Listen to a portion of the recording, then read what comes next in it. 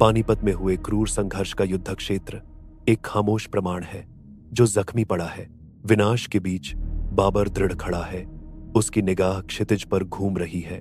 बाबर अपनी सेना को इकट्ठा करना शुरू करता है, उसका दृढ़ संकल्प भारी हवा को चीरता हुआ। अगली चाल की रणनीति बनाते समय उसके भीतर उद्देश्य की भावना जागृत होती है। बाबर के युद्ध तंबू के हृदय में छायाएं मशाल की रोशनी के साथ नृत्य करती हैं, जो परामर्श में डूबे हुए पुरुषों के चेहरों को रोशन करती हैं। मेज पर नक्शे फैले हुए हैं, हर रेखा और आकृति आने वाले संघर्ष का मौन प्रमाण है। कथन राणा सांगा की बढ़ती शक्ति की बात करता है, एक खतरा जो हवा में भारी है। राणा सांगा राजपूत राजाओं को इकट्ठा करते हैं, उनके चेहरे संकल्प से सजे हुए हैं। दूर के युद्ध के नगाड़े हवा को ईंधन देते हैं। आसन्न संघर्ष का एक सिम्फनी। राणा सांगा की आवाज पूरे शिविर में गूंजती है, हम मुगल साम्राज्य को उखाड़ फेंकने की कसम खाते हैं। राणा सांगा के शिविर के हृदय में राजपूत सेना आने वाली लड़ाई के लिए खुद को तैयार करती है। मशालें टिमटिमा रही हैं, नाचती हुई परछाइयां डाल रही हैं, जो राजपूत योद्धाओं के बीच तनाव को बढ़ा रही हैं। राणा सांगा की आवाज गूंजती है, उनके आदमियों के दिलों को प्रज्वलित करती है। हम वीरता से लड़ेंगे और राजपूत सम्मान को बनाए रखेंगे। खानवा के विशाल विस्तार पर बाबर और राणा सांगा की सेनाएं एक दूसरे का सामना करती हैं। युद्ध शुरू होते ही स्टील की टक्कर गूंजती है। खानवा के युद्ध के मैदान में बाबर की तोपें राजपूत सेना पर विनाशकारी प्रहार करती हैं। राजपूत सैनिक बिना डरे तोप के गोलों के सामने डटे रहे। राजपूत सेना लगातार तोपखाने की मार को नहीं झेल सकती। युद्ध के मैदान की अराजकता के बीच घायल लेकिन अडिग राणा सांगा प्रतिरोध की भावना का प्रतीक है। डटी हुई स्टील और उत्साही युद्ध के नारों की बहरी कर देने वाली सिम्फनी दृश्य को निगल जाती है, जो चल रही लड़ाई के अथक क्रोध को बढ़ावा देती है। खानवा के युद्ध के बीच बाबर की सेना राजपूत सेना पर विजय प्राप्त करती है। राणा सांगा गिर गए, उन्हें युद्ध के मैदान से हटा दिया गया। उत्सव के बीच बाबर अपनी जीत की घोषणा करते हुए शान से खड़ा है।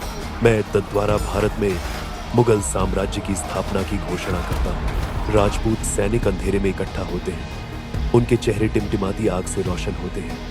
हर छाया उनकी हाल की हार का प्रमाण है। चिंता उनके चेहरों पर गहरी लकीरें खींचती है, जो उनके दिलों को जकड़ने वाली अनिश्चितता को दर्शाती है। हवा में एक भारी डर व्याप्त है, जो सबसे बहादुर योद्धाओं की भावना को भी दबा रहा है। राणा सांगा अपने कक्ष में लेटे हुए हैं, उनका चेहरा दर्द और अटूट दृढ़ संकल्प का मुखौटा बना हुआ है। अटल संकल्प के साथ राणा सांगा ने प्रतिज्ञा की, मैं मुगल साम्राज्य के खिलाफ फिर से लड़ने की शपथ लेता हूं। दिल्ली में बाबर एक भव्य दरबार की अध्यक्षता करता है, जो मुगल शक्ति और वैभव का प्रदर्शन है।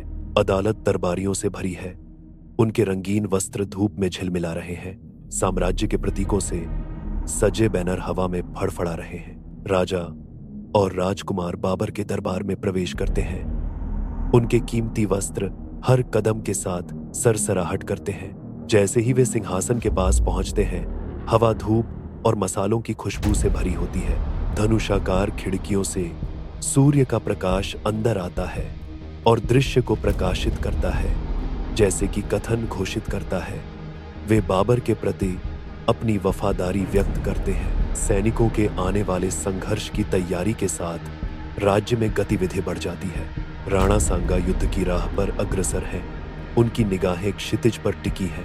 युद्ध के मैदान में बाबर और राणा सांगा की सेनाएं एक बार फिर आपस में भिड़ती हैं, जिससे एक भयंकर युद्ध शुरू हो जाता है। इस्पात की टक्कर और योद्धाओं की दहाड़ से हवा भर जाती है, क्योंकि लड़ाई तेज हो जाती है। उथल पुथल के बीच बाबर और राणा सांगा अपनी सेनाओं का नेतृत्व करते हैं, उनका दृढ़ संकल्प अटूट है। राणा सांगा घायल लेकिन विद्रोही लड़ना जारी रखते हैं, अपने आदमियों को दृढ़ रहने के लिए प्रेरित करते हैं। बाबर शान से खड़े हैं, उनका दृष्टिकोण भारत में मुगल साम्राज्य की नींव को मजबूत कर रहा है। उसकी निगाहें धरती पर घूमती हैं, साम्राज्य के दूर भविष्य तक फैले स्थायी शासन को देखती हैं।